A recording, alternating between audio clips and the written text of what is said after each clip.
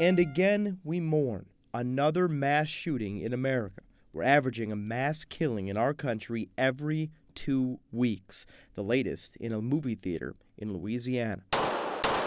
Gun control now again in the spotlight. President Barack Obama told the BBC in an exclusive interview it was his biggest frustration. We do not have sufficient common sense gun safety laws, even in the face of repeated mass killings. The shooter had a history of mental illness. We broke the news to presidential candidate Mike Huckabee.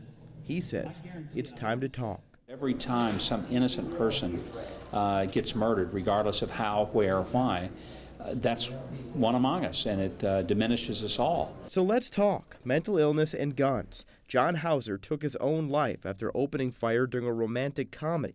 Despite mental health problems and warnings about violence from his family, he was able to buy a gun in Alabama.